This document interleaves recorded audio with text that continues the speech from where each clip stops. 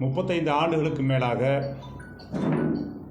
அந்நியருடைய ஆதிக்கத்தின் கீழ் சிங்களருடைய ஆதிக்கத்தின் கீழ் இருந்து கொண்டிருக்கும் ஈழ தேசத்தை மீட்பதற்காக விடுதலை புலிகள் என்ற இயக்கம் தொடர்ந்து போராடி வந்தது.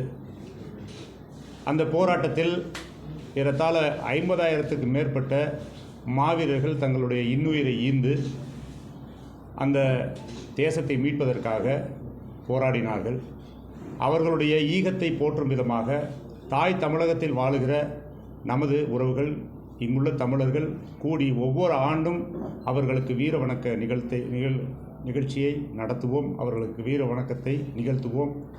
அந்த வகையில் இந்த வருடம் தமிழர் ஒருங்கிணைப்பு இயக்கத்தின் சார்பாக முதலாக தமிழகமெங்கும் இருக்கிற உணர்வாளர்கள் ஒன்று கூடி இந்த மாவீரர் நாள் நிகழ்ச்சியை நடத்தி அவர்களுக்கு வீர வணக்கத்தை செலுத்துகின்றோம். வருகின்ற 27 அதாவது நாளை மாலை 4:30 மணி அளவில் திருச்சி தென்னூரில் இருக்கின்ற உழவர் சந்தை திடலில் ஒரு மிக பிரமாண்டமான மாவீரர் பொதுக்கூட்ட நிகழ்வு ஏற்பாடு செய்யப்பட்டுள்ளது. இந்த நிகழ்வில் தமிழகம் முழுவதும் உள்ள தாய் தமிழ் உறவுகள், தமிழ் இன உணர்வாளர்கள், தமிழ் இன பற்றாளர்கள் அனைவரும் இந்த நிகழ்வில் கலந்து கொண்டு சிறப்பிக்க இருக்கிறார்கள். இந்த நிகழ்ச்சியில் மாவீரர் நாள் உரை நிகழ்த்துவதற்காக தமிழக வாழ்வுரிமை கட்சியினுடைய தலைவர் அண்ணன் வேல்முருகன் அவர்கள், தமிழ் தேச தன்னிருமை கட்சியினுடைய தலைவர் அண்ணன் வியனரசு அவர்கள், தமிழ்நாடு கொங்கு இளைஞர் பேரவையினுடைய தலைவர் அண்ணன் தனியார் அவர்கள், அண்ணன் KM ஷரீஃப் அவர்கள் உள்ளிட்ட எண்ணற்ற தமிழ் ஆளுமைகள் இந்த நிகழ்வில் கலந்து கொண்டு எமது மாவீரர்களுக்கு தங்களுடைய வீர வணக்கத்தை செலுத்துகின்றார்கள். ஆகவே இந்த ஊடக சந்திப்பின் வாயிலாக தாய் தமிழ் உறவுகள் அனைவரையும் கேட்டுக்கொள்வது என்னவென்றால், ஒரு மிக முக்கியமான வரலாற்று சிறப்பு வாய்ந்த இந்த நாளை, இந்த ஈகத் திருநாளை நாம் அனைவரும் போற்ற வேண்டும், மாவீரர்களை நினைவில் கொள்ள வேண்டும். ஆகவே உறவுகள் அனைவரும் இந்த நிகழ்வில் கலந்து கொள்ள வேண்டும் என்று அன்போடு உங்களை அழைக்கின்றோம். இந்த தமிழர் ஒருங்கிணைப்பு இயக்கத்தில் நாம் தமிழர் கட்சியிலிருந்து வந்த எத்தனை மாவட்ட செயலாளர்கள் நினைஞ்சிருக்காங்க? நீங்கள் தொடர்ச்சியாக ஊடக சந்திப்பின் வாயிலாக நீங்கள் தெரிஞ்சிருப்பீங்க. ஏறத்தாழ 50 விழுக்காடுக்கு மேற்பட்ட மாவட்ட செயலாளர்கள் இந்த தமிழர் ஒருங்கிணைப்பத்தில், அதை யாரெல்லாம் அதிலிருந்து விலகி வந்தாங்களோ அதில் 1-2 மாவட்ட செயலாளரை தவிர்த்து மற்ற அனைவரும் தமிழர் ஒருங்கிணைப்பு இயக்கத்தில் இணைந்து பணியாற்றிட்டு இருக்காங்க. எல்லாரையும் நாளைக்கு அந்த கூட்டத்தில் பார்ப்பீங்க. கிட்டத்தட்ட நாம் தமிழர் இயக்கம் கட்சி ஒரு சரிபாதியான பிளவுன்னு சொல்லலாம். அதற்கு சரிபாதியான பிளவுன்னு சொல்ல முடியாது, அதற்கு மேலே சொல்லலாம். இது பிளவு அப்படிங்கிறத சொல்கிறத கூட நாங்கள் ஏற்கலை. ஒரு உணர்வு, தமிழ் இன உணர்வு கொண்ட ஒரு ஒரு ஒரு ஒரு ஒரு மிகப்பெரிய எதிர்பார்ப்போட ஒரு பேரெழுச்சியாக இயங்கணும்னு வந்த எண்ணற்ற தம்பிமார்கள் ஒரு நம்பி தான் நாம் தமிழர் என்ற கட்சியை தொடங்கினோம், பயணித்தோம். அதில் ஒரு நம்பிக்கையற்று போய் இன்றைக்கி பெரிய ஒரு 50 விழுக்காடுக்கு மேலே உள்ள தம்பிகள் அப்படியே உணர்விட்டு போய் அமைதியாயிட்டாங்க. அதில் எஞ்சி உள்ள எல்லாருமே இந்த தமிழர் ஒருங்கிணைப்பு இயக்கத்தில் இணைந்து இப்போ செயல்பட தொடங்கியிருக்காங்க. நாளை நடக்க போகிற அந்த மாவீரர் கூட்டத்தில் நீங்கள் பார்ப்பீங்க, அது உங்களுக்கு தெரியும். இப்போ நீங்கள் நாம் தமிழர் கட்சியில் தான் நீண்ட காலம் பயணிச்சிருக்கீங்க, அங்கேருந்து தான் வந்திருக்கீங்க. அங்கே தலைமை ஒருங்கிணைப்பாளராக இருக்கக்கூடிய சீமானை யார் பின்புலத்திலிருந்து வழிநடத்துறது? பிரச்சனையே அதுதானே. பின்புலத்திலேருந்து யார் பின்புலத்திலேருந்து வழிநடத்துகிறாங்கிறதே எங்களுக்கு தெரியல. நாங்கள்லாம் அவருக்கு பின்னாடி தான் இருந்தோம். ஆனால் எங்களுடைய அறிவுரைகளையோ கருத்துரைகளையோ அவர் செவிமடுப்பதற்கு என்றைக்குமே இடம் கொடுத்ததில்லை. ஒரு காலகட்டத்தில் தொடக்க காலகட்டத்தில் நாங்கள் பேசின சில விஷயங்களை, அதுவும் ஒரு ஒரு வேண்டா விருப்பாக சில விஷயங்களை கேட்டுக்கொள்வார். பிறகு வளர வளர அவருடைய போக்கு மாறியது. அவர் பின்னால் ஏதோ ஒரு சக்தி இயங்குது அப்படிங்கிறது மட்டும் தெரியும். அது எந்த சக்தி என்ன சக்திங்கிறது நமக்கு தெரியலை. அது இப்போ போகிற காலகட்டத்தில் இப்போ நீங்கள் பார்க்கும்போது நமக்கே தெரிய வருது அது யார். இப்போ நீங்கள் சமீபத்திய திரு ரஜினிகாந்த் அவர்களை சந்தித்தது, அவர் கூட பயணித்தது, யார் எந்த மாதிரியா சித்தாந்தத்தில் உள்ளவங்க கூட இருக்காங்க அப்படிங்கிறத பார்த்தீங்கன்னாவே யார் இது வரைக்கும் அவரை இயக்கியிருக்காங்க அப்படிங்கிறது புரியுது. இப்போ நாங்கள் இருந்த வரைக்கும் எங்ககிட்ட எந்த கருத்துமே உள்வாங்கப்பட பிரச்சனையே அதுதான். நாங்கள் வெளியே வந்ததுக்கான காரணம் பல்வேறு, இன்றைக்கும் நிறைய பேர் அதை விட்டு வெளியே வர்றதுக்கான காரணம் என்னென்னா, எந்த கருத்துக்களும் அங்கே உள்வாங்கப்படலை. ஒற்றை கருத்து, சீமானுடைய கருத்து மட்டும்தான் அங்கே செயல்படுத்தப்பட்டது. ஆனால் அந்த ஒற்றை கருத்துமே அவருடைய கருத்தா என்பது கேள்விக்குறி. அது அவருடைய கருத்து இல்லை, அது பின்புலமாக யாரோ அவரை இயக்குறாங்க, அவர் மூலமாக வந்த கருத்தை தான் அவர் செயல்படுத்துகிறாங்கிறது அதுக்கப்புறம் தான் தெரிஞ்சு. இல்லை நீங்கள் தமிழ்நாட்டிலையும் இந்தியா முழுவதும் பல்வேறு அரசியல் கட்சிகள் இருக்கு. அதில் குறிப்பாக இந்த அரசியல் கட்சியினுடைய பின்புலத்தில் அவர் இயங்கினார் அப்படிங்கிற மாதிரியான சந்தேகம்னு ஏதாவது ஒரு கட்சி மேலே இருக்கா உங்களுக்கு? சித்தாந்தம், அதாவது கட்சி அப்படின்னு சொல்ல முடியாது, ஒரு சித்தாந்தம் இருக்கு இல்லையா, ஒரு வலதுசாரி சித்தாந்தம். இன்றைக்கு நேற்றைய சந்திப்புகள், அவர் கூட போன ஒரு ஒரு ஒரு ஊடகவியலாளர்னு சொல்லிக்கிற ஒருத்தர், அரசியல் விமர்சகர்னு சொல்லிக்கிற ஒருத்தர் கூட போயிருக்காரு. அவர்லாம் முழுக்க முழுக்க ஆர்எஸ்எஸ் சித்தாந்தத்தின் பின்புலத்தில் வந்தவர். அது வெளிப்படையாகவே தன்னை அறிவித்துக் கொள்பவர். அவர் கூடவே அவர் தான் இவருக்கு எல்லாமாவும் இருக்கிறார். எனக்கு தெரிந்து ஒரு 5 ஆண்டுகளுக்கு முன்னிலிருந்தே அவர் அவருடைய பிடியில் இவர் சிக்கிட்டார். அவர் ஒருத்தர் தான் இவரை தவறாக வழிநடத்தி இவர் அழைச்சிட்டு போகிறாரு அப்படிங்கிறது நான் சந்தேகப்பட்டது. அது இன்றைக்கி வெட்ட வெளிச்சமாகி வெளிச்சத்துக்கு வந்துருச்சு. தமிழ் தேசியங்கிற பேச்சு எந்த அளவுக்கு உண்மையாக சொல்லிக்கிறீங்க? அது ஆரம்பம் சரியாக இருந்தது. அவருடைய நோக்கம், அவருடைய ஆரம்பம் மிகச் சரியாக இருந்தது. அதனால தான் இவ்வளோ தூரம், இவ்வளவு லட்சக்கணக்கான இளைஞர்கள் ஒரு பின்னாடி வந்தாங்க. ஆனால் காலப்போக்கில் அவருடைய தேவை மாறிடுச்சு, அவருடைய நோக்கம் மாறிடுச்சு. அதில் அவர் விலக ஆரம்பிச்சிட்டாரு. அவர் விலகி செல்வது அவருக்கே தெரியுதா தெரியலன்னு தெரில. அவர் அதான் சொல்கிறல, அவர் இன்னொருத்தருடைய பிடியில், இன்னொரு சித்தாந்தத்தின் பிடியில் அவர் உள்ளுக்குள்ளே போயிட்டார் அப்படிங்கிறது தான் நாங்கள் சந்தேகப்படுறது. இப்போ உங்களை இடதுசாரி சித்தாந்தத்தில் அல்லது திராவிட இயக்க சித்தாந்தத்தில் வழி நடத்துறது யாரு? நாங்கள் எப்போவுமே எங்களுடைய தேசிய தலைவர் பிரபாகரனுடைய சித்தாந்தத்தில் தான் நாங்கள் இயங்கிக்கிட்டு இருக்கோம். எங்களுக்கு வள்ளுவம் இருக்குது. எங்களுக்கு இதுக்கு முன்னாடி எவ்வளவோ எண்ணற்ற எங்களுக்கு வழிகாட்டிகள் இருக்காங்க. இப்போ குறிப்பிட்டு நாங்கள் யாரோ ஒருத்தருடைய அவருடைய வழிகாட்டுதலில் நாங்கள் இயங்கலை. ஏற்கனவே நாங்கள் பல எங்களுடைய ஆளுமைகள், தமிழ் ஆளுமைகள் பல பேருடைய வழிகாட்டுதல் நாங்கள் இந்த அரசியல் கட்சியை தொடங்கி அதில் நாங்கள் பயணித்தோம். அதே சித்தாந்தத்தை நாங்கள் தொடர்றோம், அவ்வளோதான். ஆந்திர கட்சியில் விளையாடுறவங்களாம் எங்களோட ஸ்லீப்பர் செல் தானே சீமான் சொல்லியிருக்காரு. ஏன்னா நாங்களாக தான் சொல்லலாம். அது அவருக்கு வேறு பதில் இல்லை. அவருக்கு எப்படி அவர் ஒரு நகைச்சுவை எப்போவுமே அண்ணன் சீமான் அவர்கள் இளவு வீடோ இல்லை கல்யாண வீடோ, இளவு வீடாக இருந்தால் தான் தான் புணமாக இருக்கணும், கல்யாண வீடாக இருந்தால் தான் தான் மாப்பிள்ளையாக இருக்கணும் என்ன கொண்டவர். அதனால் எது பண்ணாலும் நம்மளை பற்றி பேசிகிட்டே இருக்கணுங்கிற அதில் அதனுடைய பின்விளைவு என்ன வருது, நெகட்டிவாக வருதா பாசிட்டிவாக வருதாங்கிறத ஒருபோதும் கவலைப்பட மாட்டார். கவலைப்பட மாட்டார்னா அவருக்கு கொண்டு போய் சேர்க்குற ஆட்கள் செய்தியை கொண்டு போய் சேர்க்குற ஆட்கள் அண்ணே நீங்கள் பேசின பேச்சு அந்த சொன்னீங்கல்ல ஸ்லீப்பர் செல்னு சொல்லிட்டு பயங்கரமாக பிச்சுக்கிட்டு போகுது, எல்லாம் ரசிக்கிறாங்க இப்படின்னு சொல்லுவாங்க. அதை விரும்புவார், அதே போல் தான் பேசுவார். அதில் உள்ள பாதிப்புகள் அப்படி சொல்வதன் மூலமாக அந்த நேரத்தில் 10 பேர் கைத்தட்டி சிரிச்சிட்டாங்கன்னா அதை ரசிச்சுட்டு அதுதான் சிறப்புஞ்சிட்டு போயிடுவார். அதனுடைய பின்விளைவுகள் அவருக்கு தெரியாது. உண்மையிலே என்ன நடந்துருக்கு இந்த அரசியலுங்கிறது தெரியாது. இப்போ சமீபத்தில் நீங்கள் பார்த்தீங்கன்னா, இப்போ நாங்கள் தமிழர் ஒருங்கிணைப்பு இயக்கம் என்று ஆரம்பித்து நாங்கள் தொடங்கியவுடன் நாம் தமிழர் கட்சியிலிருந்து வெளியாகிறது நிறையா வெளியே வர்றாங்க. காரணம் என்னென்னா, இது நாள் வரைக்கும் மௌனமாக இருந்தாங்க. அவங்க எங்கே போகிறது, ஒரு சித்தாந்தம் ஏற்று வந்துட்டோம், ஒரு கொள்கையை ஏற்று வந்துட்டோம், தமிழ் தேசிய கொள்கையை ஏற்றுட்டு வந்துட்டோம். ஈழத்தில் இத்தனை லட்சம் உறவுகள் கொன்றளிக்கப்பட்டதுக்கு காரணம் திராவிட இயக்கங்கள், திராவிட கட்சிகள், தேசிய கட்சிகள் இதெல்லாம் வேடிக்கை பார்த்துருச்சு. நமக்கென்று ஒரு அரசியலை தொடங்கி வேலை செய்வோம்னு சொல்லிட்டு வந்த இவ்வளவு எண்ணற்ற இளைஞர்கள் இன்றைக்கு வேறு இந்த கட்சி சரியில்லை, தலைமை சரியில்லை, சீமான் சரியில்லைன்னு சொல்கிறப்ப எங்கே போகிறதுங்கிற ஒரு போக்கிடம் இல்லை. உங்களுக்கு எங்கே போகிறதுன்னு தெரியல. 1-2 பேர் ஒரு தப்பி பிடிச்ச மாதிரி சில பேர் மட்டுமே திராவிட கட்சிகள், தேசிய கட்சிக்கு போயிருப்பாங்களே ஒழிய பலாயிரம் பேருக்கு வேறு வழி இல்லை. ஆனால் இன்றைக்கு நாம் தமிழர் ஒருங்கிணைப்பு இயக்கம் என்று இதே கொள்கையோடு எந்த விதமான பிசுறும் இல்லாமல், எந்த விதமான டீவியேஷனும் இல்லாமல் ஒரு இயக்கத்தை ஆரம்பித்த முன்னாடி, சரி நமக்கு ஒரு இயக்கம் இருக்குது, நம்ம இதே சித்தாந்தத்தில் இயங்கிறதுக்கான நமக்கு ஒரு வாய்ப்பு இருக்குன்னு சொல்லிட்டு என்ன பண்ணுறாங்க, நம்ம அங்கே முரண்பட்ட உடனடியாக நம்மளை தேடி வர்றாங்க, நம்ம கூட இணைஞ்சு வேலை செய்கிறாங்க. நாம் தமிழர் ஆரம்பிக்கும் போது ஈழத்தை மையமாக வச்சு தான் ஆரம்பித்தாங்க. நீங்கள் உங்களுடைய தமிழர் ஒருங்கிணைப்புக்கு எதை மையமாக வச்சு இப்போ நீங்கள் இதை ஆரம்பிச்சிருக்கீங்க? ஈழ தேசம்ங்கிறது எங்களுடைய உயிர். அது அதுதான் முதன்மை. இந்த இந்த இந்த இந்த இந்த கட்சி, இந்த இயக்கம், இந்த தத்துவம் இதனுடைய கடைசி டார்கெட்னு பார்த்திங்கன்னா, எங்களுக்கு தமிழருக்கென்ற ஒரு தனி நாடு. அந்த தனி நாடு எங்களுக்கு இங்கே வாய்ப்பில்லை. எங்களுடைய கலாச்சாரம், எங்களுடைய இலக்கியம், எங்களுடைய பண்பாடு, எங்களுடைய நாகரிகம், எங்களுடைய வாழ்வியல் எல்லாத்தையும் அதை இருக்கிற அழிந்து போனதை மீட்டு அதை பாதுகாப்பதற்கென்று ஒரு தேசம் தேவைப்படுகிறது. அந்த தேசம் என்பது எங்கே சாத்தியம் அப்படின்னா, இன்றைய காலகட்டத்தில் ஈழம் மட்டும்தான் சாத்தியம். ஆகவே அந்த தேசத்தை உருவாக்குறது தான் எங்களுடைய இறுதி இலக்குங்கிறது அதுதான். ஆனால் அதற்குள்ளாக நம்ம வந்து பல்வேறு இலக்குகள் இங்கே வந்து எட்ட வேண்டிய இலக்குகள் இருக்குது. இன்றைக்கு வந்து தமிழர் நிலத்தில் ஒரு 8 கோடி பேர் இருக்கிற இந்த தமிழ்நாட்டில் ஒரு தமிழர் அதிகாரம் இல்லை, தமிழர் ஆட்சி இல்லை. தமிழர் ஆட்சி தமிழர் அதிகாரம்னா வெறுமனே ஒரு தமிழர் ஆன்றதுனால மட்டும் தமிழர் ஆட்சி அதிகாரம் வந்துடுமா? அப்படி கிடையாது. தமிழருக்கான நலன், தமிழ் இனத்திற்கான நலன், தமிழ் நிலத்திற்கான பாதுகாப்பு, தமிழர் உரிமைக்கான பாதுகாப்பு, தமிழர் வேலைவாய்ப்பிற்கான பாதுகாப்பு, தமிழர் வாழ்வியலுக்கான பாதுகாப்பு, இது எல்லாமே போற்றி பாதுகாக்கக்கூடிய ஒரு தமிழர் அரசுங்கிறது நிறுவனம் இல்லையா?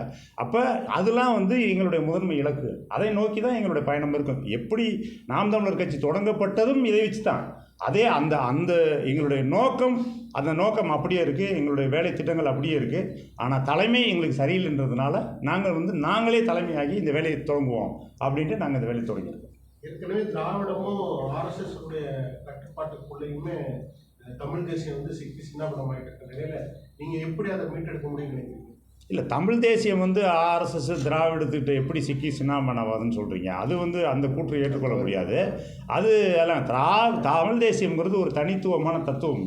இல்லை அப்படி இல்லை, அவங்கள்ட்ட இருந்து இருக்கக்கூடிய தாக்கம் இருக்குல்ல, முடக்குவதற்கான தாக்கம், நபர்களை முடக்குவதற்கான அதை தான் சொல்ல வரேன். அதான் தமிழ் தேசியம்ங்கிறது சிதறந்து கிடப்பதோ அல்லது சிதறந்து கிடக்கிறதுனால என்ன லாபம், என்ன நட்டம், அதை ஒருங்கிணைக்கிறதுக்கான என்ன உங்களோட முன்னெடுப்பு என்ன? இல்லை, அதை தான் சொல்கிறேன். இப்போ தமிழ் தேசியம்ங்கிறது ஒரு தனித்த தத்துவம். இது வந்து உலகில் எந்த தமிழ் தேசியம்ங்கிறல நாங்கள் வந்து உருவாக்கி கொண்டு இயங்கி கொண்டு இருந்த இப்போ இயங்க போகின்ற தத்துவம் எல்லாமே எல்லா மொழி வழி தேசிய இனமாக இருக்கிற எல்லா தேசிய இனங்களுக்கும் பொருந்தக்கூடிய ஒரு தத்துவம் தான். நீங்கள் தமிழர் அப்படிங்கிறத தூக்கி வச்சுட்டு நீங்கள் வந்து தெலுங்கர் அப்படின்னு தூக்கி வச்சு நீங்கள் போய் ஆந்திராவில் போய் பேசலாம். நீங்கள் வந்து ஒரு மராட்டியர், நீங்கள் வந்து மராத்தி அப்படின்னு சொல்லிட்டு எடுத்து வச்சுட்டு நீங்கள் மாற்றிட்டு பேசலாம். அப்படிப்பட்ட ஒவ்வொரு இன மக்களுக்குமான தேசிய இன மக்களுக்கான அரசியலை தான் நாங்கள் வந்து இன்றைக்கு தமிழ் அப்படின்னு சொல்லிட்டு பேசுகிறோம். அதனால் வந்து நாம் பேசுகிற அரசியல்ங்கிறது தனித்துவமானது. ஆனால் ஒரு திராவிடம்ங்கிற பேரில் அன்றைய காலகட்டத்தில் நம்ம வந்து ஆரியர்களுடைய தாக்கம் அதிகமாக இருந்தது, ஆரியர்களுடைய ஆதிக்கம் அதிகமாக இருந்தது. அவர்களை காலி செய்வதற்கு திராவிட தத்துவம் ஒன்று தேவைப்பட்டது. அதை தூக்கிட்டு வந்தாங்க. இன்றைக்கு அந்த தத்துவம் ஒன்று ஒரு தேவையில்லை. அன்றைக்கு வந்து அது வந்து ஒரு போலியாக உருவாக்கப்பட்ட தத்துவம் தானே ஒழிய அன்றைக்கு தேவைப்பட்டுச்சு. இன்றைக்கு அது தேவையில்லை. ஏன்னா இன்றைக்கு வந்து தமிழ் தேசம், தமிழுடைய விடுதலை எல்லாமே ஒடுக்கப்பட்டதற்கான காரணமே திராவிட தேசமாக வந்து திராவிட அரசியல் ஆகிப்போச்சு. திராவிட அரசியல் தான் என்ன பண்ணிடுச்சு, இன்றைக்கி நடந்த ஈழப்படுகொலையாக இருக்கட்டும், இங்கே நடக்கிற தமிழர் உரிமை பிரச்சனை, எந்த பிரச்சனை, இவங்களோட வாழ்வாதார பிரச்சனையாக இருக்கட்டும், அதுக்கெல்லாம் மூல காரணமாகவே திராவிட அரசியல் வந்துருச்சு. அப்போ அதை நம்ம வந்து அதை சரி செய்யறதுக்காக தான் நம்ம இந்த தத்துவத்தை மீண்டும் நம்ம எடுக்க வேண்டிய கட்டாயத்துக்கு வந்திருக்கோம்.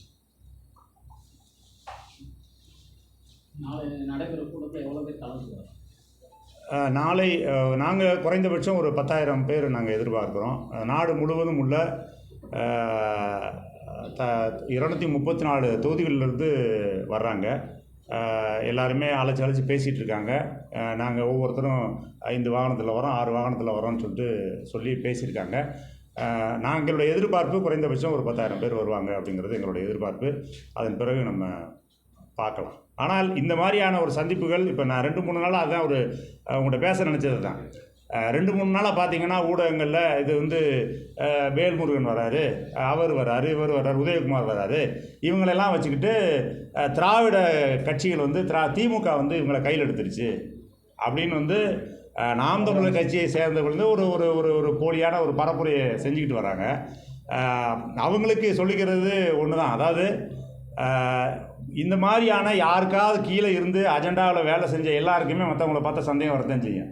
நாங்கள் உண்மையும் நேர்மையாக இந்த வேலையை செஞ்சிட்ருக்கோம். காலம் வந்து எங்களை யாருன்னு காட்டும். இந்த தமிழ் மக்களுக்கு போலியான வேலைகள் செய்கிறது யார், போலியான தமிழ் தேசியம் பேசிட்டு மேடையில் ஒன்று பேசிட்டு கீழே போய் வேற வேலை செய்கிறது யார், மேடையில் பேசுகிறத அப்படியே செயல்படுத்த போகிறது யாருங்கிறது இந்த தமிழ் மக்கள் வந்து கூடிய சீக்கிரம் இது வந்து உணர்த்துவார்கள். அப்போ வந்து இதற்கான விடை விளங்கும். அதுக்கடையில் வந்து இந்த தமிழ்நாடு முல்லாக கிளம்புறாங்க, பெரிய கூட்டம் வந்து திருச்சியை நோக்கி திரளுது அப்படிங்கிற செய்தி வர ஐயையோ நம்ம கூடாரம் காலி ஆகுதே அப்படிங்கிற அந்த ஒரு பயத்தில் ஏதாவது ஒரு செய்தியை போட்டுட்ருக்காங்க. ஒரு முன்னுக்கு பின் முரணான செய்தி. வேல்முருகன் அண்ணன் வருகிறாருங்கிறதுக்காகவே வர்றாருங்கிறதுக்காகவே இது ஒரு திராவிட இதாகி போயிருமா, ஒரு திராவிடத்தின் கீழ் நாங்கள் போயிட்டோங்கிறதாயிருமா? அவர் ஒரு திராவிட கட்சியில் கூட்டணியில் இருக்கார். அவர் தான், அவர் தமிழர். நீண்ட காலமாக இந்த மண்ணில் இந்த தமிழர்களுக்கு, அதுவும் வந்து குறிப்பாக ஈழ விடுதலைக்காக போராடிய போராளிகளுக்கு பலாயிரக்கணக்கான உதவிகளை செய்து இன்றைக்கு வரைக்கும் அவங்களுக்கு உதவி செய்து அவங்களுக்கு அந்த விடுதலைக்காக போராடி இருக்க ஒரு தமிழ் மகன் அவர். அவரை கூப்பிட்றதுல எங்களுக்கு நான் பெருமையாக நினைக்கிறோம். கட்சி அதிகாரத்துக்காக வந்து ஒரு திராவிட கட்சியோட தேசிய கட்சியோட கூட்டணி சேர்றதுக்காக அது வந்து அவர் தமிழர்ல நாய் போயிருமா, இல்லை எதிராளி நாய் போயிருமா? அவராவது வெளிப்படையாக திராவிட கட்சியோட கூட்டணி வச்சுக்கிட்டு ஒரு எம்எல்ஏவாக இருந்து செயல்படுறாரு. நீங்கள் மறைமுகமாக கூட்டணி வைக்கிறீங்களே, அதுக்கு யார் பதில் சொல்கிறது? மறைமுகமாக கூட்டணி வச்சுக்கிட்டு அண்டர் கிரவுண்டில் நீங்கள் வந்து காசு வாங்கிட்டு கூட்டணி வச்சுக்கிறதுக்கு இது 1000 மடங்கு மேல். அந்த அளவில் நாங்கள் பெருமையாக கருதுகிறோம். நாங்கள் கூப்பிட்டுருக்கிற எல்லாருமே, இன்றைக்கி எங்களுக்கு ஒரு சிறப்பு அழைப்பாளராக கூப்பிட்டுருக்க எல்லாருமே ஒரு பெருமை மிகு தமிழ் அடையாளங்களாக பார்க்குறோம். அதற்கு அடுத்ததாக நாங்கள் அரசியலை நாங்கள் என்ன செய்ய போகிறோங்கிறது பிறகு பாருங்கள். நாங்கள் போய் திராவிட கட்சியில் போய் சேர போகிறோமா, இல்லை திராவிட கட்சியில் போய் கரைய போகிறோமா, இதை தமிழ் தேசிய கட்சியில் கடைசி வரைக்கும் உறுதியாக நிற்க போகிறோமாங்கிறத காலம் முடிவு செய்ய நீங்கள் பார்க்க தானே போகிறீங்க. திராவிட கட்சிகளை எதிர்த்து வந்து சட்டமன்றத்தில் பேசியிருக்கிற வரலாறுலாம் இருக்குது, அதையும் பார்க்க சொல்லுங்கள். இந்த கட்சிகளை எதிர்த்து பேசியிருக்கிறாங்க, அவங்க வந்து கொண்டு வந்த மோசமான திட்டங்களை எதிர்த்தெல்லாம் பேசியிருக்கிறாங்க, போராடி இருக்கிறாங்க. அதையும் கருத்தில் எடுத்துக்கிட்டு பேசணும். தவறான கருத்துக்களை வந்து திணிக்கக்கூடாது, பொய்யான தகவல்களை பரப்பக்கூடாது. சார், நீங்கள் சொல்கிற மாதிரி ஒரு கொள்கையை வந்து ஃபாலோ பண்ணுறோம், ரைட் விங் ஃபாலோ பண்ணுறவங்க ஏன் சீமானை வந்து பேக் பண்ணணும்னு நினைக்கிறீங்க? சீமானையும் ஹெல்ப் பண்ணணும்னு நினைக்கிறீங்க? இல்லை, அவங்களுக்கு திராவிட கட்சிகள் அவங்களுக்கு வந்து பெரிய எதிரியாக கருதுகிறாங்க. அவங்க திராவிட கட்சிகளை வீழ்த்துவதற்கு இவரை வந்து ஒரு கருவியாக பயன்படுத்த நினைக்கிறாங்க. இவர் தெரியாமலோ தெரிஞ்சோ வந்து அதுக்கு வந்து பயன்படுறாரு. அதுக்கான பெனிஃபிட்டை அவர் அடைகிறாரு. மறைமுகமாக சில அவருக்கு இப்போ பெனிஃபிட் கிடைக்குது, அதனால் அதை ஆதரித்து நிற்கிறாரு. பெனிஃபிட்டாக எப்படி சொல்கிறீங்க? அது நீங்களே யூகிச்சுக்கோங்க என்ன மாதிரி பெனிஃபிட் கிடைக்குங்கிறது. அரசியல்வாதிகளுக்கு என்ன மாதிரி பெனிஃபிட் கிடைக்கும்? திருச்சி மாவட்டத்தில் எவ்வளோ பேர் நாமக்கல்ல விலைக்கு உங்களுடைய இயக்கத்தில் வந்து இறந்துட்டாங்க? திருச்சியோட மண்டல செயலாளரே இங்கே தான் இருக்கார். ஒட்டுமொத்த திருச்சியோட சட்டமன்ற பாராளுமன்ற வேட்பாளர் இங்கே பின்னாடி தான் உட்காந்துருக்காரு, வினோத் இருக்கார். அப்படின்னா நீங்கள் பார்த்துக்கங்க, முதன்மையாக இருந்த போராளிகள் எல்லாருமே இங்கே தான் இருக்கிறாங்க. இல்லை, நாம் தமிழர் கட்சியில் இப்போ 8% வாக்கு இருந்தது. அதை வந்து மேலும் அதிகரிக்கக்கூடாது, அந்த கட்சியை உடைக்கணுங்கிறதுக்காக ஒரு சில கட்சி வந்து பணத்தை கொடுத்து இந்த மாதிரி ஒருத்தராக வெளியில் அனுப்புறாங்க. குறிப்பிட்டு மாவட்ட செயலாளர் பொறுப்பில் இருக்கிறவங்க தான் வெளியில் வராங்க. அப்போ நான் ஒரு கேள்வி கேட்குறேன். அப்போ வந்து சீமானுடைய சமீபத்திய அவருடைய நடவடிக்கைகள் எல்லாத்தையும் அவர் பேசுகிற பேச்சுக்கள், அவருடைய வெளிவருகிற ஆடியோக்கள் எல்லாத்தையும் நீங்கள்லாம் ஏற்றுக்கிறீங்களா? அப்படி ஒரு புனிதமான கட்சியை அவர் கட்டமைச்சு கொண்டு போயிட்டுருக்காரா? அதை உடச்சி நாங்கள் வெளியே வரணும்னு நினைக்கிறோமா? நீங்கள் சொல்லுங்கள். நான் வந்து எனக்கு ஒரு குடும்பம் இருக்குது, எனக்கு ஒரு மனைவி இருக்காங்க, பிள்ளைகள் இருக்காங்க. நான் வந்து இப்படிப்பட்ட ஒரு தலைவன் கீழே இருந்துக்கிட்டு இவர் என்னுடைய தலைவர், சீமான் என்னுடைய தலைவர், என்னால் நான் வந்து என்னுடைய மகன்கிட்ட காமிக்க முடியுமா? இவர் தான் நம்ம தலைவர், இவரை நீ வந்து பின்பற்றி வாடா அப்படின்னுடைய மகன்கிட்ட காமிக்க முடியுமா? அப்படிப்பட்ட ஒழுங்கோடு அவர் இருக்கிறாரா? இது எல்லாத்துக்கும், எனக்கு மட்டும் இல்லை, இது இங்கே உள்ள எல்லாத்துக்கும், எங்களை நோக்கி வர எல்லாத்துக்குமே இது பொருந்தது. வீட்டில் தலை காட்ட முடியலை. இவரா அவங்க தலைவர், இவர் கூட சுற்றிட்டு இருக்கிய நீ இப்படி இருப்பியோ அப்படின்ற மாதிரியெல்லாம் வந்து பார்க்க ஆரம்பிச்சிட்டாங்க. அதனுடைய காரணம் தான் நாங்கள் எல்லாருமே வந்து புலம்பி தவிச்சு வேறு வழி இல்லாமல் இந்த இடத்துல வந்து நிற்கிறோம். எங்களுக்கு தத்துவம், நாம் தமிழர் கட்சியின் தத்துவம் பிள்ளை இல்லைங்க, கோட்பாடு எந்த பிரச்சனையும் இல்லைங்க. ஏன்னா நாங்கள் எல்லாம் சேர்ந்து உருவாக்கினது தான். இன்றைக்கும் நாங்கள் வந்து அதே கொள்கையோட அடிபெறலாமல் அப்படியே நாங்கள் வந்து அதை பின்பற்றி போகணும் தான் நாங்கள் வந்து நினைக்கிறோம். ஆனால் அதை செயல்படுத்துகிற, அதை கொண்டு செலுத்துகிற, அதை செயல்படுத்தணும்னு நினச்சி வந்து செயல்படுத்துகிற தலைவர் மேலே தான் எங்களுக்கு பிரச்சனை. அவருடைய தவறுகள்னால தான் இவ்வளோ பெரிய பின்னடைவு. 8 விழுக்காடுன்றீங்க. 8 விழுக்காடுங்கிறதே நான் வந்து ரொம்ப குறைவு. அப்படி தான் நாங்கள் பார்க்குறோம். ஒரு குறைந்தபட்சம் 15-20 விழுக்காடு இந்த 2024 தேர்தலில் வந்திருக்கணும். ஆனால் 8 விழுக்காடு, இந்த 8 விழுக்காடை இவர் வந்து வருகிற தேர்தலில் வந்து மறுபடியும் தொடுவாராத, மறுபடியும் தக்க வைப்பாரா அப்படிங்கிறது மிகப்பெரிய கேள்விக்குறி. உங்களுக்கு தெரியாத ஒன்றும் இல்லை, அவ்வளோ பெரிய பிரச்சனைகள், அவ்வளோ பெரிய சங்கடங்கள் உள்ளுக்குள்ளே இருக்குது. இன்றைக்கி வரைக்கும் கட்சிகளில் இருந்தாயிரம் இல்லாட்டி சமீபத்தில் நெல்லையில் நீங்கள் பார்த்துருப்பீங்க. உனக்காக போஸ்ட் அடித்தவன், உனக்காக வந்து கை காசு செலவழிச்சவன், உடல் உழைப்பை போட்டவன், குடும்பத்தை விட்டுட்டு உன் கூட நின்றவன், நீ எந்த ஊர் போகிறே சுற்றி வந்து பயணம் பண்ணவன், உன்கிட்ட ஒரு கேள்வி கேட்டால் நீ வந்து எல்லா பேருக்கு முன்னாடி வந்து ஒரு வார்த்தை பதில் சொல்கிறது என்ன குறைஞ்சி போவேன்? இருந்தாயிரம் இல்லைன்னா வெளியே போ அப்படின்னா என்ன மாதிரியானது ஒரு நீங்கள் வந்து ஒரு கார்ப்பரேட் கம்பெனி நடத்துறீங்க, அதனுடைய பாஸா நீங்கள், சேர்மனா நீங்கள், உங்கள்கிட்ட வந்து மாத சம்பளம் வாங்குறவன் நாங்கள் எல்லாம். உங்கள் அப்பா வீட்டு சொத்தா நாம் தமிழர் கட்சிங்கிறது? ஒவ்வொருத்தனுங்க ஒவ்வொரு பொண்டாட்டி தாலி அடமானம் வச்சு கூட்டம் நடத்தியிருக்காங்க, போராட்டம் நடத்தியிருக்காங்க. ஏன் ஓட்டு, ஏன் கட்சி, எனக்காக தான் ஓட்டு விழுகுது அப்படின்னா ஒவ்வொருத்தருடைய பங்கு இருக்கா இல்லையா? அப்போ நீங்கள் உங்களுக்கு தேசிய கட்சியில் திராவிட கட்சியில் குறை சொல்வதற்கு என்ன தகுதி அருகதை இருக்குது? குறைந்தபட்சமாக திருந்தவாதம் செய்யுங்க. நீங்கள் இனிமேல் அள்ளிக்கட்ட போகிறது கிடையாது. நீங்கள் இனிமேல் வந்து அதிகாரத்துக்கு வரப்போகிற ஒன்றும் கிடையாது. குறைந்தபட்சமாக சுயமாக உணர்ந்து நாம் செய்தது தவறு என்று உணர்ந்து திருந்தவாதம் செய்யுங்க. அது உங்களுடைய பிற்காலத்தில் உங்களுடைய அடுத்த சந்ததிகள் வந்து நல்லா வர்றதுக்கான வாய்ப்பாக இருக்கும். நீங்கள் பல ஆண்டுகளாக பயணிச்சீங்க. இப்போ சமீப காலமாக தான் நம்மளாம் குற்றச்சாட்டு. அதாங்க நான் ஏற்கனவே சொல்லிட்டேன். நாலு நான் வெளியே வந்து இப்போ 1.5 வருஷத்துக்கு மேலே ஆச்சு. அதுக்கு முன்னாடி 4 ஆண்டுகளாகவே இந்த போர் உள்ளுக்குள்ளே போயிட்டே இருக்குங்க. இந்த பனிப்போர் உள்ள போயிட்டே இருக்கு. நம்ம சொல்கிறத அவர் கேட்க மாட்டார். அவர் சொல்கிறது ஏதோ ஒன்று திடீர்னு ஒன்று சொல்லுவார். அதை சொன்னல லெஃப்ட்டில் இண்டிகேட்டர் போட்டு ரைட்டில் திரும்பி போயிட்டே இருப்பார். நம்ம பின்னாடி புறால் குழம்பிகிட்டே இருக்கணும். இப்படியே ஒன்றும் இல்லைங்க. நாங்கள் இருக்கிறோம். நான், அண்ணன், தம்பி, அண்ணன் இவங்கெல்லாம் பக்கத்துலேயே இருக்கோம். திடீர்னு பார்த்தா ஒரு நாள் பார்த்தா டிவியில் வந்து ஏதோ வந்துட்டுன்னு சொல்லிட்டு எல்லோரும் ஃபோன் பண்ணுறாங்க. என்ன ஃபோன் பண்ணுறேன், என்னங்க அப்படின்னு கேட்டால், என்னங்க உங்களால் சசிகலா போய் சந்திச்சிட்டாரு அப்படின்னா நம்ம கேட்குறவங்களுக்கு என்ன பதில்? எல்லா பத்திரிகையாளரும் கேட்குறாங்க, சசிகலா சந்திச்சா இதை பற்றி என்ன நினைக்கிறீங்க? என்ன நினைக்கிறதே தெரில. எதுக்காக போய் சந்திச்சார்? அப்போ குறைந்தபட்சமாக நீங்கள் செயல்படுத்த விஷயத்த பக்கத்தில் உள்ள ஆள்கிட்டையாவது வந்து கலந்து ஆலோசிங்க. இன்னும் காரணத்துக்காக சந்திக்கிறோம்னா சொல்லுங்கள். அது மாதிரி நாங்கள் பேசிக்கிறோம்ல அப்படின்னா அப்போ சசிகலாவை சந்திக்க வச்சதுக்கு ஒரு பின்புலம் இருக்குது. அதுவும் யாரோ ஒருத்தர் வந்து அவர் இயக்கியிருக்காரு. அந்த இயக்கத்தில் போய் அவர் நடிச்சுட்டு வந்துட்டார். அவ்வளோதான். இப்படி தான் எல்லாமே நடந்துக்கிட்டு இருக்குது. இதெல்லாம் வந்து சசிகலா சந்திச்சது எந்த காலம்? 5 வருடத்துக்கு முன்னால், 5 வருடத்துக்கு முன்னாடி. அப்போ இருந்தே இந்த பனிப்போர் போயிட்டு தான் இருக்குது. பொறுக்க முடியாமல் வேறு வழி இல்லாமல் ஒரு கட்டத்தில் வந்து நாங்கள் வெளியே வரோம். அவ்வளோதான். நடிகர் விஜயும் தமிழ் தேசம் கையெழுத்திருக்காங்க. அது எப்படி பார்க்குறீங்க? இல்லை, அவர் பெயரளவில் அறிவிச்சிருக்காரு. தமிழ் தேசியமும் 2 கண்களில் தமிழ் தேசியமும் ஒரு கண் அப்படின்னு சொல்லியிருக்காரு. அந்த வகையில் ஒரு உச்ச நட்சத்திரமாக இருக்கிற ஒருத்தர், இவ்வளவு கோடி மக்களுடைய ஒரு அன்பை பெற்ற ஒரு நடிகர், அந்த தமிழ் தேசியமும் ஒரு கண் அப்படின்னு சொல்கிறதுல எங்களுக்கு வந்து மகிழ்ச்சி. அவ்வளோதான். அதே நேரத்துக்கு அவருடைய செயல்பாடுகள் எப்படி இருக்குது? திராவிடம், அவர் வாக்குக்காக திராவிடமும் என்னுடைய ஒரு கண் அப்படின்ற மாதிரி சொல்கிறத தான் நாங்கள் பார்க்குறோம். அவருடைய செயல்பாடுகள் இனிவரும் காலங்களில் அவருடைய போராட்டங்கள் தமிழ் மக்களுக்கான, உண்மையிலே தமிழ் தேசியத்திற்கான அவருடைய பங்களிப்பு என்னங்கிறத நம்ம பார்த்துட்டு தான் அதை நம்ம பேச முடியும். சீமான் கட்சியில் சேர்றதுக்கு முன்னாடி அவர் எந்த ஜனநாயக பண்பை பார்த்து சேர்ந்தீங்க? இப்போ எதனால் அது இல்லைன்னு? ஜனநாயக பண்பு இருந்ததுங்க. ஆரம்பத்தில் சீமான் கட்சியில் வந்து சேரலைங்க. முதல்ல தெரிஞ்சுக்கோங்க. சீமான் கட்சியில் நாங்கள் சேரலை.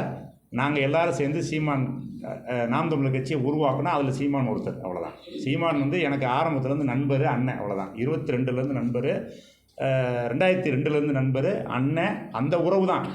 ஈழத்தில் இவ்வளோ பெரிய இனப்படுகொலை நடந்துருச்சு. நாம் நம்பி இருந்த தமிழின தலைவர் நின்ற கலைஞர் வந்து கைவிட்டுட்டார். மிகப்பெரிய அதிகாரத்தில் இருந்த அம்மா, ஒரு எதிர்க்கட்சி அந்தஸ்தில் இருந்த ஜெயலலிதா அம்மா வந்து கைவிட்டாங்க.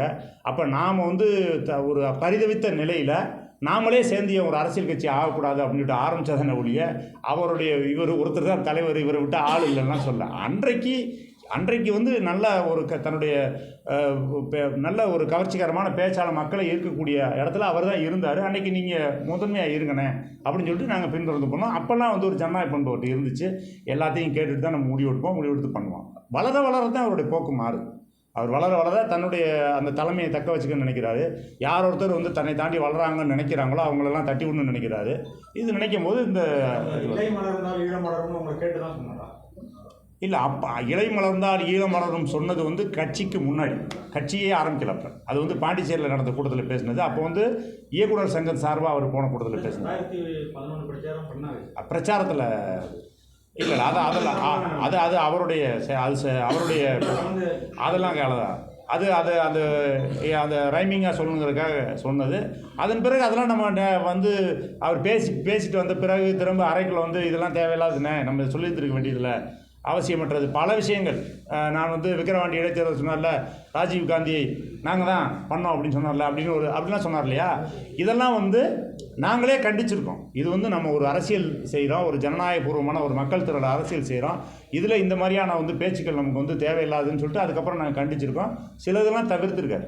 அதெல்லாம் ஒரு காலகட்டம் வரைக்கும் வந்து சில பேச்சுகள் வந்து கேட்டார். அதுக்கப்புறம் நீ என்ன சொல்கிறது, நான் என்ன கேட்குறது அப்படிங்கிற முடிவுக்கு வந்துட்டார். உலகம் முழுக்க இருக்க புலம்பெயர் தமிழர்கள் இன்னமும் சீமான ரொம்ப நம்பிட்டு இருக்காங்க. நீங்க எல்லாம் வந்து இப்போ வெளியில வந்து தொடர்ந்து அப்படிலாம் நம்பலைங்க. யார் சொன்னது? உங்கள்கிட்ட சொன்னாங்களா? அப்படிலாம் நம்பலை.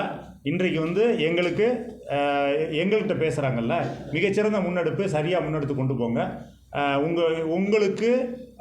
உங்களுக்கு வெளிப்படையான ஆதரவு நாங்கள் கொடுக்கலைங்கிறக்கா உங்களை ஆதரிக்கலன்னு நினைக்காதீங்க. எங்களுடைய ஆதரவு உங்களுக்கு உண்டு. மாவீரர்கள் உங்களை வழிநடத்துவாங்க. நீங்கள் சிறப்பாக செய்யுங்க. ஒரு மாற்று தமிழ் தேசிய சக்திங்கிறது தேவை. அவருடைய செயல்பாடுகளில் பல தவறுகள் இருக்குது. அதை பொறுத்து தான் போக்குறோம். எங்களுக்கு வேறு வாய்ப்பு இல்லைங்கிறதுனால நாங்கள் ஆதரிக்கிற நிலையில் அவர் இருக்கிறோம். ஆனால் நீங்கள் முன்னெடுக்கிறது சரியான இதுதான். நீங்கள் அதை செய்யுங்க அப்படின்னு வந்து சொல்லிட்டு தான் இருக்கிறார். வெளிநாட்டு தமிழர்கள்ட்ட பாதிப்பு எப்படி இருக்கு? இவ்வளவு தெரியும். பெருத்த ஏமாற்றம் இருக்குது. வெளிநாட்டு தமிழர்கள் வந்து, அதாவது குறிப்பாக வந்து ஈழத்தமிழர்கள் வந்து புலம்பெயர்ந்து இருக்கிறாங்க இல்லையா, அவங்க நாம் தமிழர் கட்சியை பெரிய நம்பிக்கையோடு பார்த்துக்கிட்டு இருந்தாங்க. அந்த நம்பிக்கையில் மிகப்பெரிய ஓட்டை விழுந்துருச்சு. ஒரு அவநம்பிக்கை இடத்துக்கு வந்துட்டாங்க. அவர் பயங்கரமாக நம்பினாங்க, சீமான் பயங்கரமாக நம்பினாங்க. இன்றைக்கு அதில் வந்து மிகப்பெரிய அவநம்பிக்கை உங்களுக்கு வந்துருச்சு. ரொம்ப ஒரு குழப்பத்தில் அப்படியே ரொம்ப வெதும்பி போய் தான் அவங்க எல்லாருமே இருக்கிறாங்க. எனக்கு ஒரு 95 விழுக்காடு மக்கள் அப்படி தான் இருக்கிறாங்க. சில பேர் 1-2 பேர் வந்து இவருடைய உண்மையான விஷயங்கள் தெரியாதவங்க சில பேர் என்ன பண்ணுவாங்கன்னா வெளியில் வந்து வெளிப்படையாக ஆதரிப்பாங்க. பல பேர் வந்து அமைதியாயிட்டாங்க. எங்ககிட்ட தொடர்புல இருக்காங்க நிறைய பேர். சார், திறன் நிதினா என்ன? அதை வச்சு அவர் என்ன பண்ணுறாரு? திரள் நிதினா அந்த வார்த்தையிலே உங்களுக்கு இருக்குல்ல, திரள் நிதி. எல்லாரும் அது வருது. அவர் வெளியிலேருந்து பொதுப்படையாக ஒரு அறிவிப்பு அறிவிக்கிறாங்க. இணையதளங்கள் மூலமாக அந்த வங்கி கணக்கு வருது. அது மூலமாக கூட்டங்கள் நடத்துகிறாங்க. அதனால் அது முறையாக வந்து கணக்கு கொடுக்கப்படுறதில்ல. அதுதான் அதில் சிக்கல். கட்சியில் பொதுவான கணக்கு கொடுக்கணும் இல்லையா? ஒரு ஜனநாயக அமைப்பில் என்ன இருக்கணும்? இவ்வளோ பணம் வந்துச்சு, இவ்வளோ செலவு பண்ணோம், இவ்வளோ மிச்சம் இருக்குது, இந்த உதவி செய்கிறோம், இவ்வளவு போஸ்ட் அடிக்கிறோம், இவ்வளவு போராட்டத்துக்கு செலவழிக்கிறோங்கிற கணக்கு வழக்கு கொடுக்கணும் இல்லையா? ஆரம்பத்தில் நாங்களாம் இருக்கும்போது ஒரு 2 வருடம் கணக்குகள் வந்து வெளியிட்டோம். அதன் பிறகு அதை வெளியிடுற போது அதில் சிக்கல் வந்துருச்சுன்னு சொல்லிட்டு அதை நிப்பாட்டிட்டாங்க. இப்போ அது எவ்வளோ பணம் வருது, எவ்வளோ செலவழிக்கிறாங்க, மற்றவங்களுக்கு எப்படி இதை கையாளுறாங்கிறது இப்போ யாருக்குமே தெரியாது. கட்சிக்கு பொருளாளர் இருக்காங்க. பேரளவில் ஒரு பொருளாளர் எப்போவுமே இருப்பார். எப்போவுமே பேரளவில் இருப்பார். அவர் பொருளாளர் வேலையை பார்க்க மாட்டார். இந்த கட்சியில் எல்லாமே பார்த்தீங்கன்னா பொறுப்புலாம் இருக்கும். பொறுப்புக்கான வேலையை யாருமே செய்ய மாட்டாங்க. இப்போ நாம் தமிழர் கட்சியில் பொதுச்செயலாளர் ஒருத்தர் இருக்கார். செய்ய விட மாட்டாங்க. பொதுச்செயலாளர் இல்லை அது செய்ய விட மாட்டாங்கல்ல, செய்யாத ஆளைத்தான் போடுவாங்க. இந்த கட்சியில் பொதுச்செயலாளர் ஒருத்தர் இருக்கார், ஒரு மருத்துவர். அவர் இங்கிலாந்து குடியுரிமை பெற்றவர்.